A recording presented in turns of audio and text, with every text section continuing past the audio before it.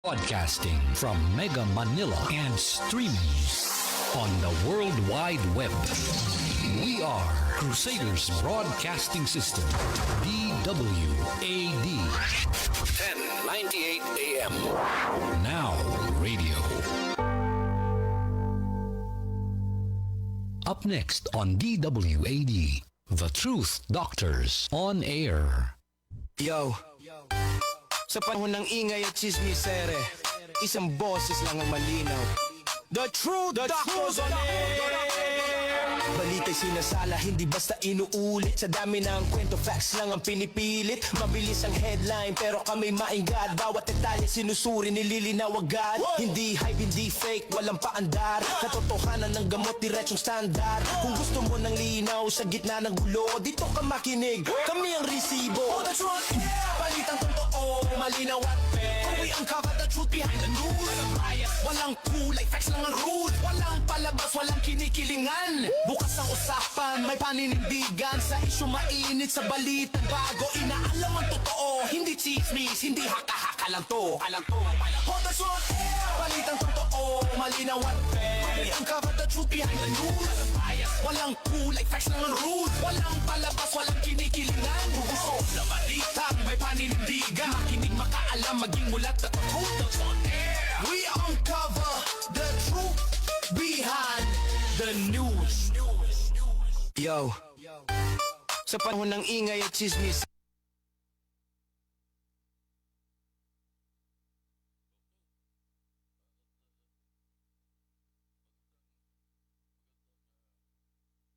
Hapon po sa inyo lahat mga kababayan. Nakikinig kayo sa programang The Truth Doctors on Air. Dito lang po sa CBS DWAD.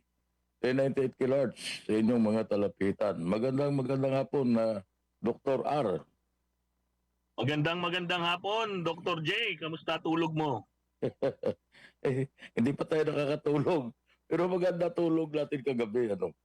Dahil, alam mo, pagka wala ka namang bumabagabag sa konsensya mo, nakatulad ng ibang mga involved dyan sa flood control scam, ay nakakatulog ka ng maayos. Ay wala kang kinakatakutan eh. Kala ko hindi lang nakakatulog yung nagko-cocaine. Kasama na yun. At ang hindi nakakatulog talaga ngayon, yung dating senador, ano pangalan nun? Bong Revilla.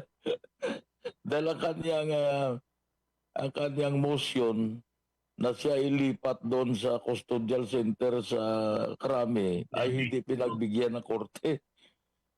Eh ngayon, di kasama niya yung mga hardened criminals doon sa sa Payatas.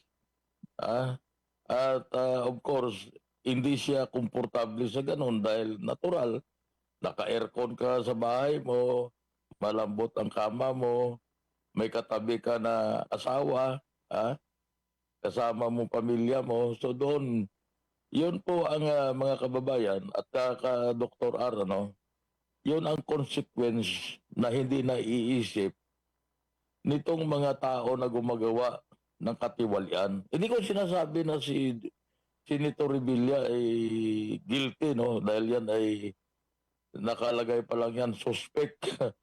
Kinasuhan pa lang siya, mayroong probable cause, Pero hindi siya guilty. Ay natin yan. Dahil ang tao, pagka hindi pa na-convict, they are presumed innocent, Pero nawala ang kanyang kalayaan, siya ngayon ay nakakulong. Yun ang facts. Diba, Dr. R?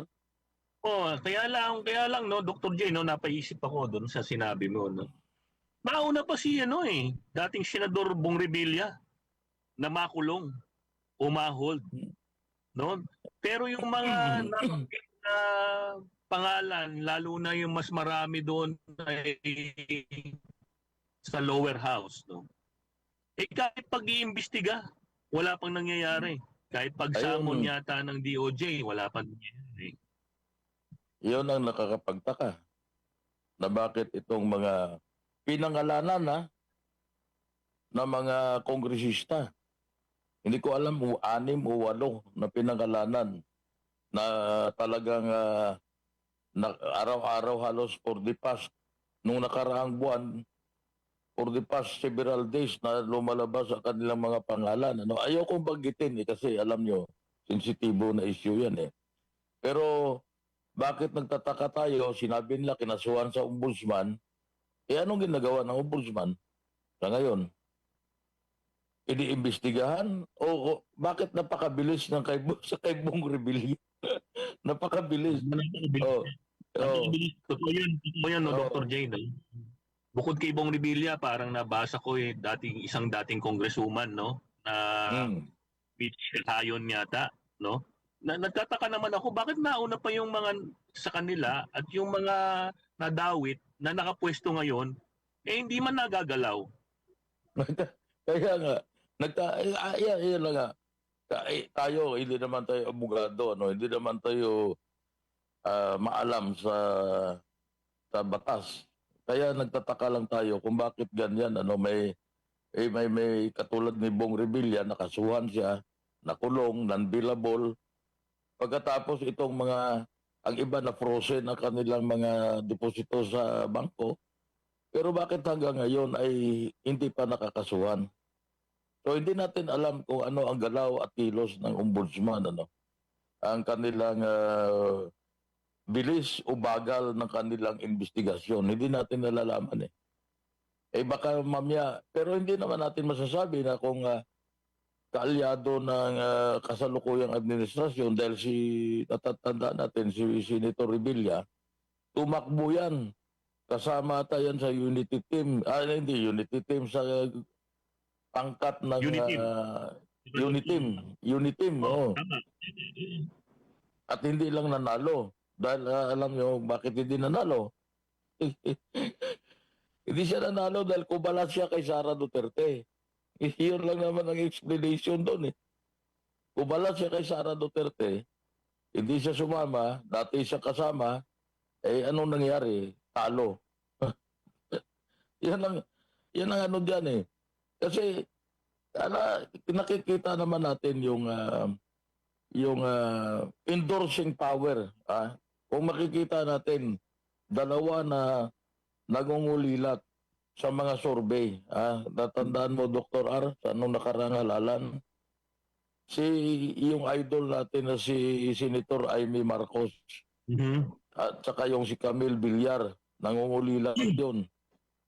Pero bakit nung in-endorse sila ni Sara Duterte? Nanalo. Humabol. Di ba? Ano masasabi mo sa endorsement power ni Sara Duterte, ni Vice President? Kung iisipin mo, nangungulilat nga ng mga panahong yun si Senator Amy saka si Senator Camille.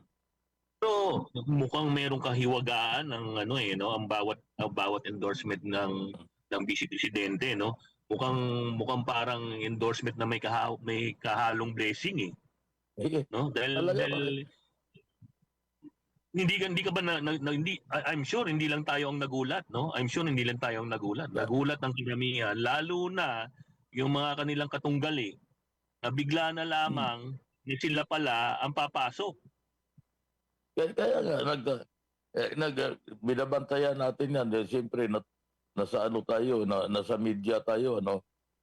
Yung politika talagang tinututukan natin yan kung anong mga pangyayari. Nagtaka ako biglang lumusot yung Villar at saka yung si Amy Marcos eh. So nakita natin kung ano ang endorsement power endorsing power ni Vice President Sara Duterte.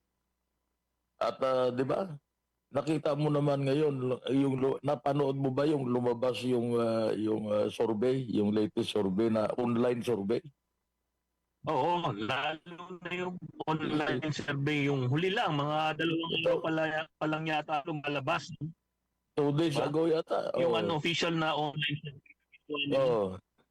Diba? Hindi na lamang yun, yung mga officiated talaga na mga surveys, no? Ng mga professional na mga kumpanya na gumagawa ng mga ganyang survey. Napakalayo ng lamang ng Vice Presidente sa kahit sino pa man na maaring i-float na lumaban bilang presidente sa 2028, ano?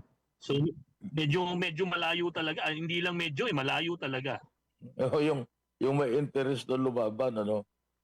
Ay nakita mo yung online survey, 97.6% ang pabor sa kay Vice President Sara Duterte.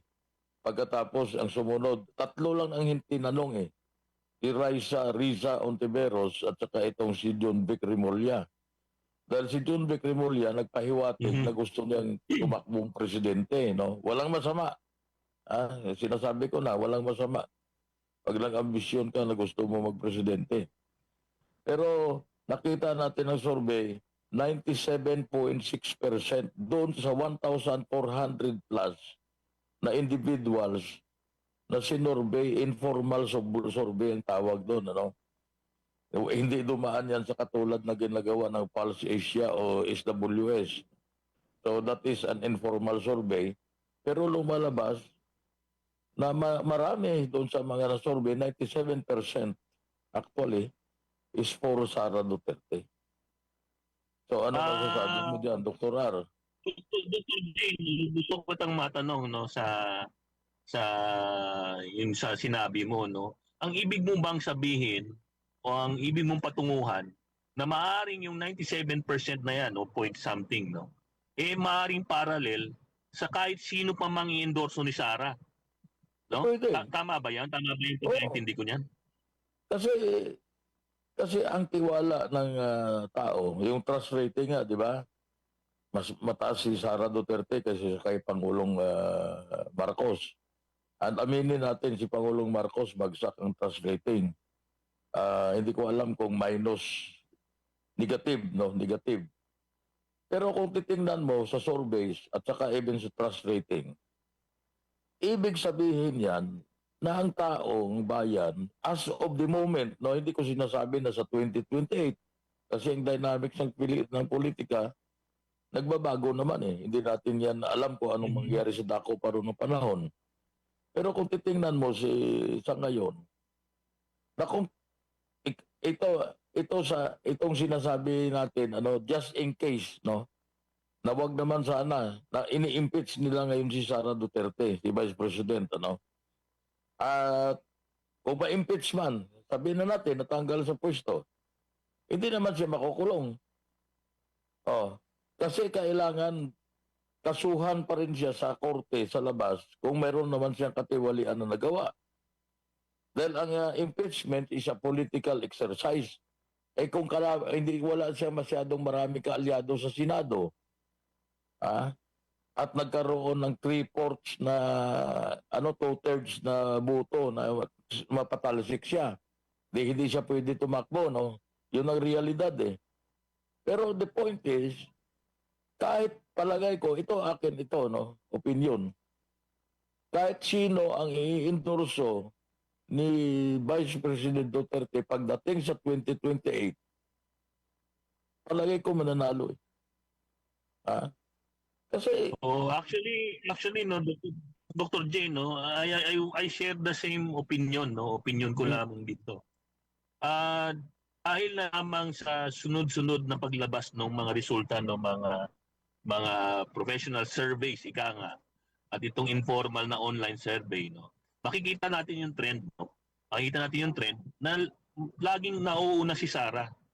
At alam naman natin na sa linya ng politika, katulad na lamang nung inendorso ng dating Pangulong Digong, yung ilang senador na representante ng PDP laban, ano, pati yung mga guest senators, senatorial slate niya. Marami doon ang pumasok, no? Hindi rin naman kaila sa atin na ang trust rating pa rin sa dating Pangulong Rodrigo Duterte mataas pa rin. No. So ako naniniwala doon sa sinabi mo na kung yari lamang na magtagumpay sila sa kanilang political exercise na ma-impeach ang vice presidente, no. Naniniwala rin ako na kahit sino pa man sa linyada ng vice presidente ang kanyang i-endorso na lumaban bilang pagkapangulo o bilang vice presidente o bilang senador, sisiguraduhin ng mga surveys na yon na susunod sila. No, susunod sila na malaki rin ang tiwala ng tao na dahil malaki ang porsyento ng tiwala ng tao kay Sara, no? So malaki rin ang nagiging ano parang nagiging ano yun no? Parang nalilipat yung tiwala kasi pag sinasabi ni Sara ay boto niyo po si Dr. J kasi ako buo ang tiwala ko kay Dr. J, maglilingkod po ito. So Tama. parang ganoon no? Parang ganoon ang senaryo. Tama yan. Tama yung ano mo, perspective. Ano? Kasi ang tiwala nila kay Sara, andyan. So, ang tiwala nila na pagka nirekomenda ni Sara na ikaw ang maging pangulo kasi ako na-impeach na eh. Wala akong kwan eh. So, at ang isa pa dyan, alam mo, Dr. J, Dr. R, sa ating mga Pilipino, madalas tayo kumakampi, nagkakaroon ng simpatya sa mga underdog eh. Na nabubugbog. Inabubugbog eh, kita mo si Fernando po, anong style.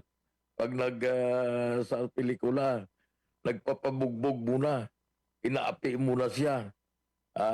Ganon ang tema ng mga pelikula sa Pilipinas eh. Inaapi, sinaktan, saka pagdating sa ending sa climax ng pelikula, ang madalas yung bida na nagwawagi, di ba? Nanalo. Pero Dr. J, maka-sidebar lang ako sandali. Sige. Naniniwala ako hindi masyadong ano papayag sa sinabi mo no, dahil ang opinion ko ngayon tama 'yun sa atin lalo na sa tema ng mga pelikulang Pilipino. Pag CF nagugulpi ng marami. Nagagalit tayo natin no yung iba. Pag si Eddie Garcia nabubugbog o natatamaan ng bala sa pelikula, nagagalit tayo. Pero gusto ko lang yung linaw, no? Gusto ko lang magkaroon ng silver lining na yun ay para sa mabubuting tao lamang. Pero kung masama ka, kahit bugbugin ka, yung mga Pilipino, tuwang-tuwa. Oo. Di ba? Ito na lang, may namatay na isang congressman, kamakailan. Ayaw kong bagitin na lang pangalan, basta may congressman na namatay. Na sikat doon sa Quadcom. Nakita mo ang post sa Facebook. Ang post sa Facebook ng nakikiramay, pinopost siguro ng kanyang pamilya na notice na namatay ang magulang, ang tatay nila. Pero nakita mo, puros nakatawa. Ang majority ng nagre-react, nakatawa. Instead na mayroong condolence, may mababasa ka pa sa mga comments na negatibo. Yun ang nakikita mo na ang tao, kinamuhian na itong mga tao na talagang hinahabol nila itong mga Duterte. Hindi ko alam kung sila ay nasaktan nila Duterte nung unang panahon, nung panahon ni Pangulong Duterte. Pero maaring may nagdidikta sa kanila na kailangan ang Duterte mawala sa politika kasi natatakot sila na pagdating ng 2028, si Sara Duterte ay ako kahit saan mo titingnan, hindi sila magkakumahog na mag-file ng impeachment case labang kay Sara Duterte. Kung hindi sila natatakot na pagdating ng 2028, tsugi sila lahat. Yun ang dyan. Totoo. So, alam mo ba na kahit simpleng tao, no? Kahit simpleng tao, kahit ako nga yung nagdadrive sa akin paminsan-minsan pag nagpo-probinsya ako. Kamakalawa lang magkakwentuhan kami. Sinasabi nga niya, bakit sir, bakit 125 million versus billion na confidential funds? Bakit po naki-question yung 125 million pero hindi hukayin, imbestigahan kung nagamit ng maayos, yung iba namang meron ding confidential funds na maaring umaabot pa ng bilyon, ano, no? Yun ang sinasabi ng driver. Kaya ako naniniwala rin na this is very political, yung impeachment complaint na yan, na kapafile lamang uli kay Sara o kay sa Vice Presidente. Gayon din yung final no last year, no? That is very political. Parang ano yan parang minsan parang nagpo-process ka lang ng papeles, merong expedited process, Tama. no? Yung ganun na nangyari nung Tama. huling pagpa-file ng impeachment complaint laban kay Sara. Pero maiba ako no, Dr. J. Napakaingay nung nangyayari ngayon sa Senado. Napakaingay nangyayari sa Senado. Lalong-lalo na nababanggit yung pangalan ng puting congressman na si Leandro Lebiste, no? Na patuloy na nakikipagtunggali at patuloy na nag-expose ng katiwalian sa gobyerno natin, no? Ang binabanggit ko, alam mo, wala namang iba kundi ang kanyang ina, si Senator Ligarda. Anong tingin mo sa nangyari sa Senate nung isang araw? Hindi kaya yan ay yung nangyari sa Senate, yung lumabas na si Loren Ligarda, si Senator Ligarda, ay maaring maging the first female Senate President, di ba? Papalit kay Tito Soto, kay Tito Sen.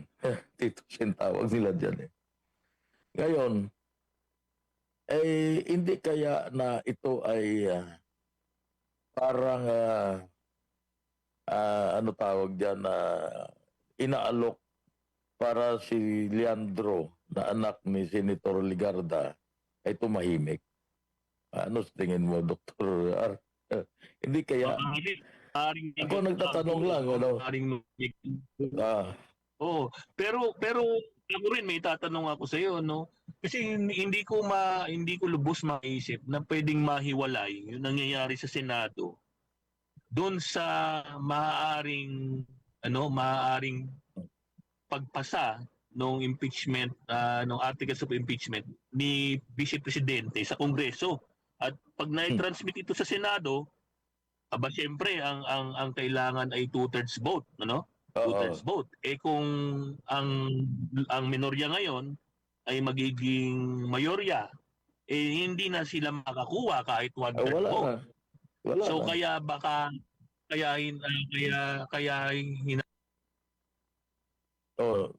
nawala ka. Naputol yung ating kasamahan, na si Ren, si Dr. R, At may tanong siya. Kung hindi kaya... Pasensya na po at ako po ay kasalukuyang nasa kalye. Ako lamang po yung minto dahil napakahalaga ng ating diskusyon ngayong hapon. Pero Okay. ako nga, pagpatuloy ko, lahat naman po na ako naniniwala, lahat na nangyayari sa Senado ngayon ay nakadugtong doon sa maaaring pag-impeach kay Vice Presidente sa Senado pag ito ay na-transmit na galing sa Kongreso. Malamang talagang merong connection yan At gusto nila yung majority hawak nila. At gusto nila na ang minority mabawasan, no? Kasi sa kasalukuyang count ng minority at majority, yung minority, kung hindi ako nagkamali, siyam. So, kung siyam yan, Tama. hindi nila kaya i-impeach si Sara Duterte dahil you need now 16 votes to impeach her, no? Two-thirds of the Senate. Now, hindi naman sila nakakatiyak na itong may mga nasa majority dyan na natulungan din ni Sara Duterte. At nung ni Presidente Digong Duterte nung sila ay nakaupo, andyan si Camille Villar, andyan si Mark Villar na naging DPWH Secretary ng panahon ni Digong Duterte, ni President Duterte. So hindi sila nakakatiyak diyan kung anong numbers talaga diyan. At kahit na yung mga iba diyan na tumasama sa minority, sa majority diyan, mayroon din silang mga sariling agenda sa kanila mismo, impersonal nila ng mga agenda, no, na interest. So hindi sila nakakatiyak kung sino ang makukuha nila na mag-i-impeach, na magbubuto in favor sa impeachment ni Sara Duterte. Kung sakaling makarating from Congress ang impeachment complaint na ililitisin sa Senado. So doon sila magkakaproblema. Pero ako, yun lang ang sinasabi ko madalas, this is an exercise in futility. Hindi sila nakakatiyak na ma-impeach si Sara Duterte. At kanina sinabi natin na kung ma-impeach man, kahit sino ang ni Sara ay hindi pa rin mahirapan nilang talunin. Oh. Alam mo, no, Dr. J, napaisip tuloy ako, no? Sabi mo, wala sa 2/3 dahil ang minorya ay nasa siyam kung hindi ako isip no na meron daw na draft resolution ang BRC o ang Blue Ribbon Committee, no, sa pamumuno ni ni Senator Lacson. Ni Lacson. Ang nakasaad daw doon ay nirerekomendang kasuhan si Senator Villanueva, Senator Jinggoy Estrada at si Senator Chis Escudero. Chis Escudero. So kung simple math, no, Dr. J, no, tatlo 'yon sa minorya. So kung tutuloy-tuloy ang kaso nila at mapapatunayan na guilty sila, no, maaari silang matanggal or maaari naman na makulong. At kung nakakulong sila, Dr. J, paano sila boboto sa plenaryo, no? Sa session. So hindi sila makakaboto, di makukuha ng mga laban kay Vice Presidente yung boto na 2/3. Tama ba ako? Tama ka. Dahil ang tinitingnan yan, ang 2/3 vote, palagay ko, ang rules nila diyan, ang 2/3 vote ng andon sa session hall nang sila ay nagbutuhan. Kung wala na yung tatlo. Nawala ngayon yung quorum. Tama, wala pa si Senator Bato. Kaya nga, yung naman kay Senator Bato, bakit nagtataka ako, bakit nagtatago siya? Kanina na anuhan ko na binubula lang pala siya ni Buyeng Rimulya eh. Wala naman palang arrest warrant sa kanya eh. Nanggaling mismo sa kay Junbeck Rimulya. Sabi nung una kasi nakakita ng kopya. Ngayon naman, nakita lang daw dun sa communications na maaaring mayroon ng lalabas. Medyo malabo no? Medyo malabo. Bago tayo magpatuloy ng talakayan natin, mag-station break muna tayo. Broadcasting from Mega Manila and streaming on the World Wide Web. We are Crusaders Broadcasting System, DWAD. 1098 AM. Now radio. Okay. Ang oras po ay 2:30 ng hapon. 5 ng Pebrero at nakikinig kayo sa programang The Truth Doctors on Air. Dito lang po sa CBS DWAD, 1098 kHz sa inyong mga talapitan. At kasama natin, ito po si Dr. J at kasama natin po si Dr. R. Tuloy-tuloy tayo, Dr. R. At maganda ito pinag-uusapan natin eh. Yung tungkol dyan sa impeachment na posible no impeachment ni Sara Duterte. Pero kamakailan lang, alam ko, nabasa ko, kung hindi ako nagkakamali, mga 3 araw na, na nagpahiwatig na yung legal team ni Vice Presidente na kung sakali man na maitutuloy ang impeachment proceedings, ay handa na silang humarap at banggain yung mga ebidensya na inilagak laban kay Vice Presidente, kahit yata si Vice Presidente ay meron yatang statement na nilabas, kung di ako nagkakamali, na siya mismo nagsabi handa siyang humarap anytime. Tama naman kasi kung mayroong complaint at yan ay makarating talaga sa Senado, di harapin niya. Yun naman ang ano dyan ito lang ang masasabi ko naman na pagka yan ay mas lalong popular na ngayon mas lalong marami pang kakampi diyan.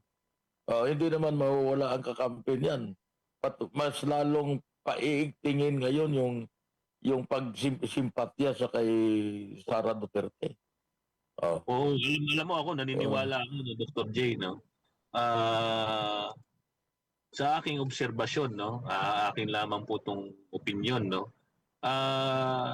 very organic yung yung transition ng mga nandun sa kabilang kampo towards doon sa pakikipagsimpatya kay Vice Presidente, na makikita mo very busy ang social media channels, na sila mismo kanya-kanya silang hashtag sa pagpapahiwatig ng kanilang pagsuporta, So ako naniniwala ako na na lalong lumalawak at lumalaki ang supporters base ni Vice Presidente.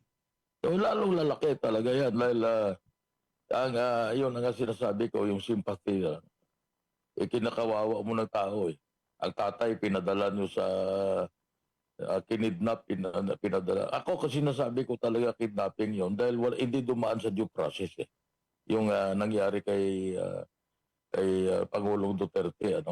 Ayaw natin bagitin kung sino nagkidnap at anyway, alam naman ng taong bayan kung sino talaga ang perpetrators niyan.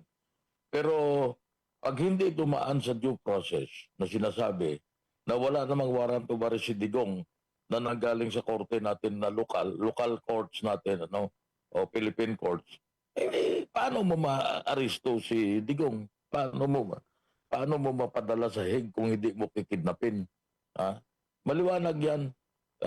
Kahit layman tayo, kahit hindi tayo lawyer, pagka ang tao ay wala namang warrant of arrest na nanggagaling, kahit na dito sa atin sa Pilipinas, pag inaresto mo ang tao, pag wala naman, kunwari, inaresto mo dahil suspect mo, kunwari, may nagkagulo, for example, at nagpulasa ng tao, pulis ka, nakita mo, inuli mo yung isa, dinala mo sa presinto.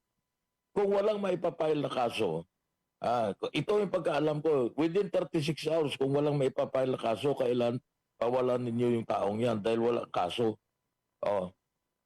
So, lalo na yung... Hindi ko alam kung tawag dyan ng abogado ay illegal detention, Pero tama ka. Meron tayong mga piskal na kaibigan na minsan napapagkwentuhan namin yan. Tama ka dyan, Dr. J. Na wag walang warrant of arrest, paano mo aresto ng tao? Ngayon, ang sinasabi nila, warrant of arrest ng International Criminal Court. Hindi na tayo member ng International Criminal Court. Pagkatapos, kung sakaling member man, mayroong protocols at may procedure kung bago mo ipadala ang isang tao na kinasuhan sa International Criminal Court, dadaan muna sa korte natin. Yun ang maliwanag diyan na kahit ano pang sabihin nila, si Digong Duterte, si former President Duterte, was illegally brought to the Hague, hindi naproteksyonan ang kanyang karapatan. Napaulit-ulit kong sinasabi na sa konstitusyon natin nakasaad yung o provision na no person should be deprived of life, liberty, and property without due process of law. Hindi tayo abogado, pero napakasimpleng unawain nun eh. Layman yun eh. Ginawa ang konstitusyon natin para maunawaan ng mga ordinaryong mamamayan. Oh. So, anong nangyari ngayon? Nagkaroon ngayon ng simpatya. Mas lalong dumami ngayon ang nagsisimpati sa Duterte family. Yun ang epekto eh. So, ang tanong ko naman na Dr. R, ano kaya? Natatakot sila sa mga Duterte? Natatakot sila kay Sara? So, Na mabubuking lahat yung kanilang katiwalian na ginawa? Oh, lalo na yun sa Congress. Ako opinion ko, no? Tama, no? Kung merong slightly, no? Ganun ang rason. Ako, no? Ako, sarili ko lamang ito, no? Sa totoo lamang, mas masaya ako nung panahon ng pamumuno ni Pangulong Duterte dahil lamang ako, pakiramdam ko, nung mga panahong yun, parang mas safe ang mga kalye natin. Napaka-safe ang mga kalye natin.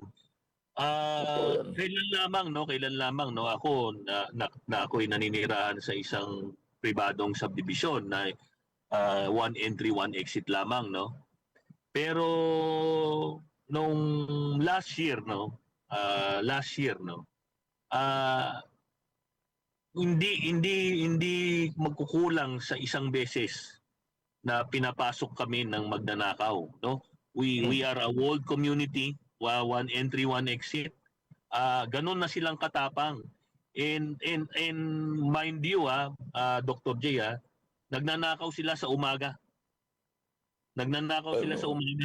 Hindi ko alam kung dahil matapang sila, dahil maaring mabagal ang response ng ating mga law enforcement at authorities, o talagang malakas lamang ang loob nila dahil medyo mas lenient ba ngayon kaysa doon sa dating panahon ng dating Pangulo. So kung ako tatanungin mo, mas feeling ko mas safe ako dati, no? So maaari so ako naniniwala na yung simpatya galing din doon sa ginawa nila doon sa dating Pangulo lalong umigting, at ngayon kumbaga nakikinabang si Vice Presidente doon sa simpatsyang binibigay ng tao sa kanyang ama. So bukod kumbaga sa buong pamilya na nakikisimpatya ang mga supporters ng Duterte family, ano. Maiba ako, no. Dahil na rin kanina pinag-usapan natin yung impeachment, na maaring impeachment ng Vice Presidente, no. Kailan lang mga ilang araw lamang, 'di ba? Hindi pumasa in substance yung dalawang complaint, no, na file sa Kongreso, no. Nag-ruling ang Committee on Justice ng Lower House na walang substance, no? Walang substance, dalawang reklamo, no? Ang gusto kong malaman, no, ikaw mas matagal kang may diskusyon sa radyo tungkol sa politika. Paano kaya mag-a-apply ito doon sa impeachment complaint na final sa Vice Presidente? Kasi kung ako ang tatanungin mo, magiging masyadong political, masyado naman yatang obvious sa aking opinion kung lulusot yung kay Vice Presidente at hindi lumusot yung sa Pangulong Marcos. Una, ganito yan. Ang impeachment is a political exercise yan, ano. So, numbers game yan. Kung may, at alam mo, katulad nung nakaraang impeachment, nung nakaraang taon, may balita nga sila na may natanggap daw ang mga pumirma ng mga congressman, ano. May natanggap daw sila, no? At hindi natin alam yan na kung totoo o hindi, pero yun ang mga balibalita. Yun ang rumors, ika nga. Yun ang rumors from the grapevine na may yung mga pumirma may natanggap, no? So itong pag binasa mo yung impeachment complaint kay Pangulong Marcos, mababaw. Mababaw talaga kasi walang ebidensya. Hmm. Wala silang pulos lang allegations na si Pangulong Marcos daw tolerated yung nangyayaring scam, yung kidnap sa kay Pangulong Duterte pinayagan ni Pangulong Marcos. Pulos allegations lang yun na wala namang ebidensya. Nobody could... Bakit lang kita, no, Dr. J, no? Hindi ba na pinagbibigyan na sa mga ganitong proseso, lalo na yung sa pagdinig nila doon sa impeachment complaint, dalawang impeachment complaint laban kay Pangulong Marcos.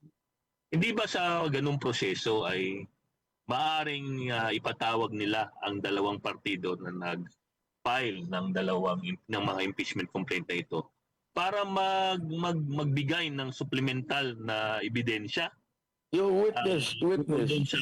doon sa mga main complaints na kanilang i-file. Pero kung hindi ako nagkakamali, parang hindi na yata sila nagkaroon ng pagkakataon na suportahan yung kanilang mga final na impeachment complaint, no? Parang automatic na sinabihan na nag-ruling na lamang na wala itong substance. Talaga nga kasi lalabas na walang substance. Kasi tingnan mo yung complaint, pulos allegations, wala naman silang walang specifics kung ano talaga ang nagawa ni Pangulong Marcos. Pulos generalization. Katulad nga ng mga pagpayag daw na gamitin yung mga pundo na napunta sa katiwalian, yung halos ganyan ang gist ng complaint na nanggaling po sa Makabayan Black ba tawag doon, ano? So, yun namang sa abogado, parang ganun din. Pero walang walang substance. Kaya walang substance dahil walang masyadong ebidensya. At yung mga allegations sa Makabayan Black at ng itong abogado na nagtuturo sa mga katiwalian na ginawa ni Pangulong Marcos, wala naman silang maipakitang ebidensya, no? Kasi ang babalikan nila yung ruling ng Supreme Court. Teka lang, ano? Nasabi mo lamang kanina, no, yung sa abogado ay para lamang nagkwento ng mga aligasyon, no? Aligasyon. Ang pagkaalala ko noon, 4 lang ba na page yun? 4 lang yata parang na page. Parang 4 na page, apat na page. Kaya ako naniniwala na paano mo lalagyan ng ebidensya yung 4 na page na complete, no? Kaya hindi ko rin nakita yung sa Makabayan Black. Pero ang aking tanong kung ako magpa-file ako ng complaint, sisiguraduhin ko na very solid yung complaint ko. Dapat lahat puno ng ebidensya. Katulad nga. Alam nga namang mag-file ako ng complaint na sasayangin ko lang ang oras ko at resources ng gobyerno dahil sa yung mga korte naman natin ay ginogovern ng gobyerno. Isasayangin ko lang ang resources ng tao dahil sila yung mga nagbabayad ng buwis. Magpa-file ako ng complaint na hindi kumpleto at kulang-kulang. Ibig sabihin parang sinabi ko na di bali mag-file lang ako ng complaint just for the heck of filing the complaint. Pero it doesn't matter kung matutuloy o hindi. Ganun ba yun? Para lang siya makilala. Yung lawyer, lalabas siya doon sa makikilala. Si attorney yan. Yung nag-file na complaint. Ngayon ito sinabi mong 4 na page. 4 na pahina. Ngayon, ito yan. Natandaan mo, nung nag-file sila ng complaint, nung nakaraang taon, laban kay Sara Duterte, kay Vice President, gaano kakapal ang dokumento na kanilang dala-dala. Pinamisahan pa nila sa EDSA Shrine. Di ba? Dinala pa doon sa simbahan at pinresent pa doon yung impeachment complaint na para basbasan ng pare doon, ano? sa, sa simbahan. Alam mo yung sa Robinsons at yun na simbahan, di ba? Doon nagpamisa pa sila, Makabayan Black, andun yung mga, basta kalaban kalaban ni Sara Duterte. Andun lahat. So ganun kakapal ang kanilang complaint na dinala. Pero yung sinabi mo, abogado, 4 na page, aligasyon lang lahat na para bang wala naman siyang ebidensya na. Kaya natural sa Justice Committee na ibabasura nila yon dahil wala namang ebidensya eh. Wala ka namang ipipresent na ebidensya, kulang-kulang. Ganon din yung ginawa ng Makabayan Black, follows din allegations. Ngayon, ngayon ang tanong mo. Kung ganyan ang desisyon nila sa impeachment complaint sa kay Presidente Marcos, dapat ganon din ang gawin nila sa impeachment complaint ni Sara Duterte. Kasi lumalabas din na rehash lang kung ano yung complaint ng nakaraan, yun pa rin ang confidential funds sa kasama. Na sinabi naman ng kuwan dyan na wala namang problema na yun. So kung yan ay hindi dapat i-dismiss din nila. Oo. Di ba? Mamaintindihan. Sa pagkakaalala ko nga, hindi naman porket binigyan ka ng notice of disallowance, dapat lang naman yun ipagpaliwanag mo at i-correct. Yeah, Ako naniniwala kahit sinong ahensya, pag nabigyan niya sila ng notice of disallowance ng Commission on Audit, agad nilang aayusin ito. No? Kaya hindi ko rin maintindihan kung bakit parang Xerox copy yung impeachment complaint yata na i-file ngayon laban uli sa Vice Presidente. Pero babalik ako sa tanong kanina, no? Tama ka, no? Yun ang gusto kong maintindihan. Dahil merong ruling na in-affirm kailan lang yung in-affirm ng Supreme Court, no? Na di constitutional yung pinail nila last year, no? Hindi ko lubos maisip paano kung ipasa ba nila tong kay Vice Presidente tapos hindi nila pinasa tong kay Pangulong Marcos, magiging fair ba ito? Hindi na lang fair sa kay Vice Presidente, no? Hindi naman tayo maka-Vice Presidente, hindi rin naman tayo maka Pangulong Marcos, no? Pero hindi fair pa rin ba ito sa taong bayan? Alam mo yung impeachment, politika eh. Politics yan eh. It's a political exercise. Hindi naman involved dyan ang justice. Hindi involved ang justice dyan. Maglilitis sila. Kahit anong ipapakita ni Sara Duterte dyan na ebidensya na siya ay inosente, kung desisyonan niya ng Senado na guilty siya. Kasi hindi naman ito paglilitis na katulad ng sa husgado na may fairness. Kasi dito numbers game nga. Ilan ang kakampi nung nag-file ng impeachment? Ilan ang kakampi ni Sara Duterte? Kung mas marami ang kakampi nung nag-file ng impeachment, ma-impeach si Sara Duterte. So, kasi numbers game eh. Hindi naman ito katulad ng sa husgado at ito walang appeal. Pag ikaw ay sa husgado, ang isang tao na naakusahan sa husgado at na-convict, meron siyang recourse na mag-appeal sa Court of Appeals at hanggang sa Supreme Court, ano? Pero yung impeachment wala eh. Walang appeal yan dahil politika nga eh. It's all politics. Katulad ng kay Corona, di ba? Natandaan natin yung kay Corona. Politika lang yun. Dahil ayaw ni Noynoy si Corona. Dahil, sino nga ba Dr. J yung nagsabi ng yung impeachment na is an exercise in futility? Di ibig sabihin ba nun ina-accept ng ating mga ahensya o Kongreso o Senado ang taxes ng tao?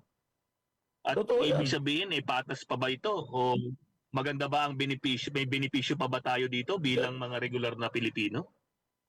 wala naman tayong makikita diyan eh. Tayo mismo na ordinaryong mamamayan eh. Kasi that is an exercise political exercise. Pagkatapos, ang makikinabang lang naman dyan yung mga kalaban ni Sara Duterte. Kasi ganyan sila kagalit. Galit na galit sila kay Sara Duterte at takot na takot. Hindi lang galit.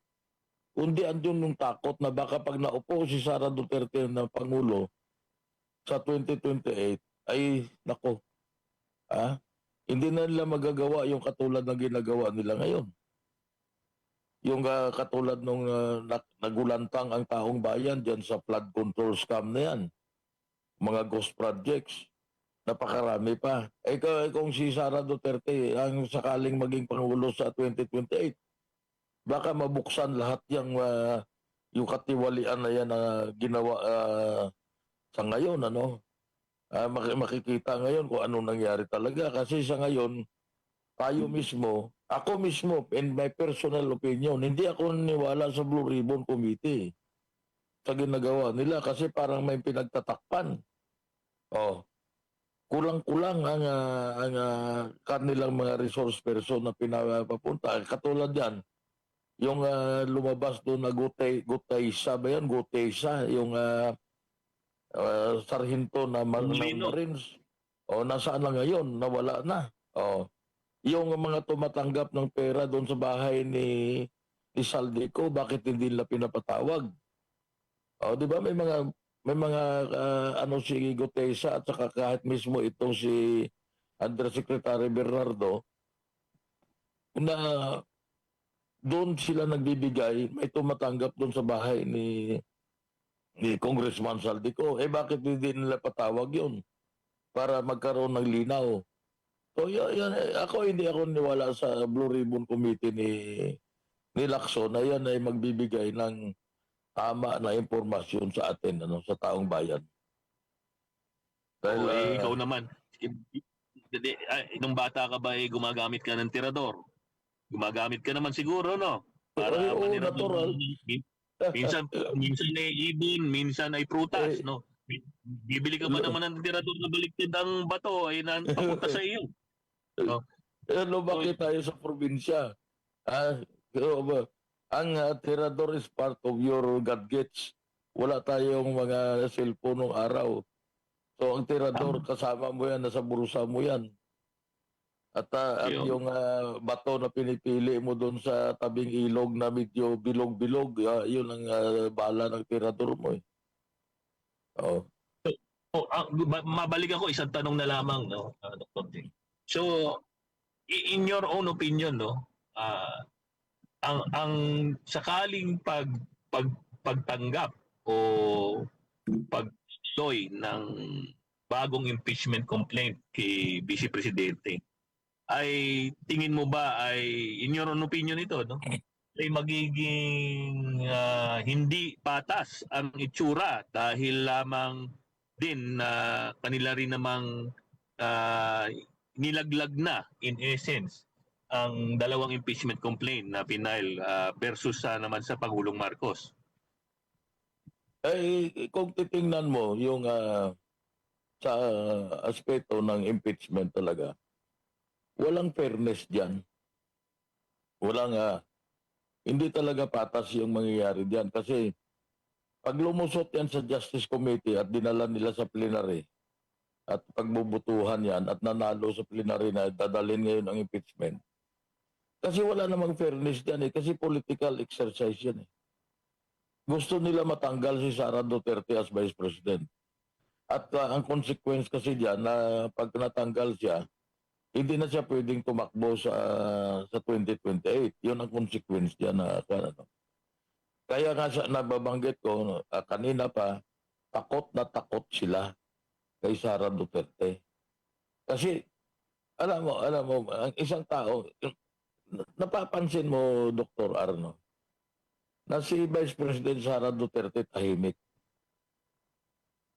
Nagsasalita lang siya doon sa interview sa kanya kung ano kalagayan ng kanyang ama.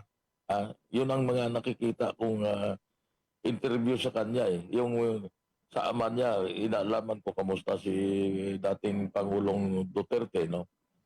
Pero pagdating sa mga politika dito sa atin, bihirang-bihira mo siya makita na nagkukomento sa mga nangyayari dito sa katulad yan sa flood control scam, sa mga nangyayari diyan na mga activities diyan sa Senado. Tahimik siya, wala ka masyadong makukuhang ano sa kanya.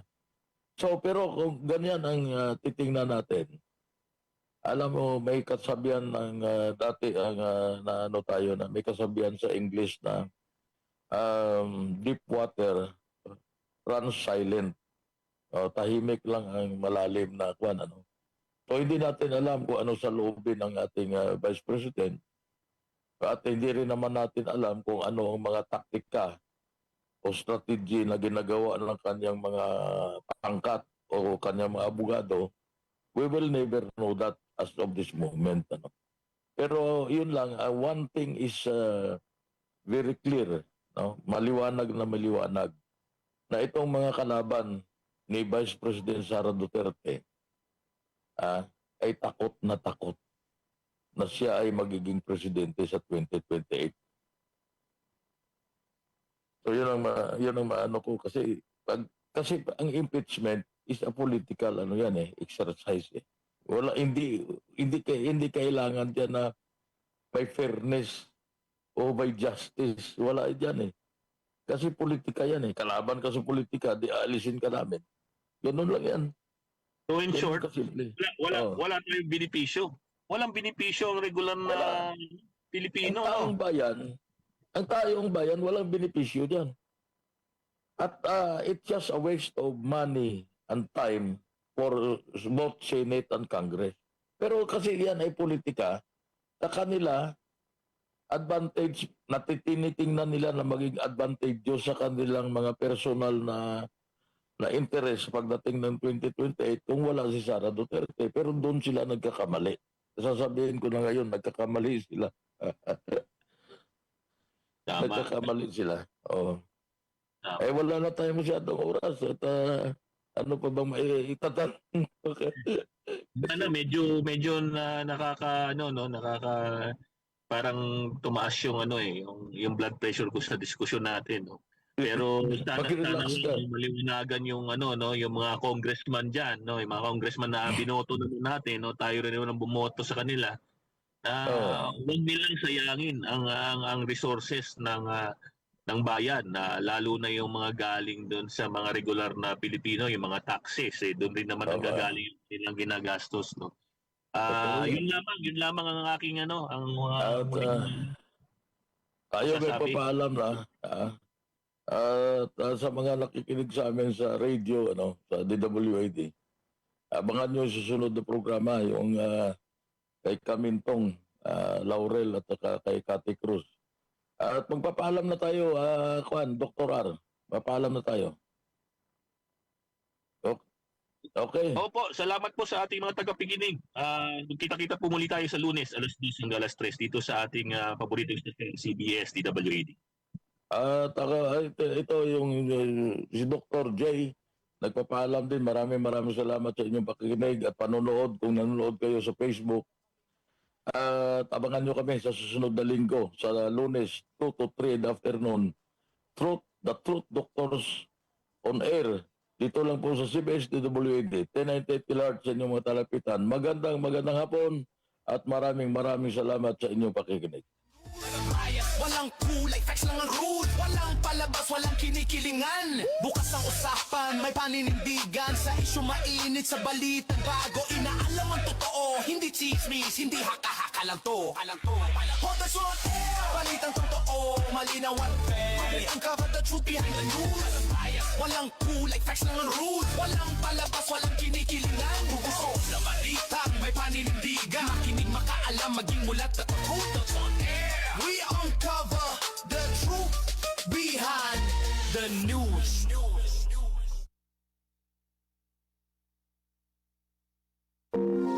Broadcasting from Mega Manila and streaming on the World Wide Web.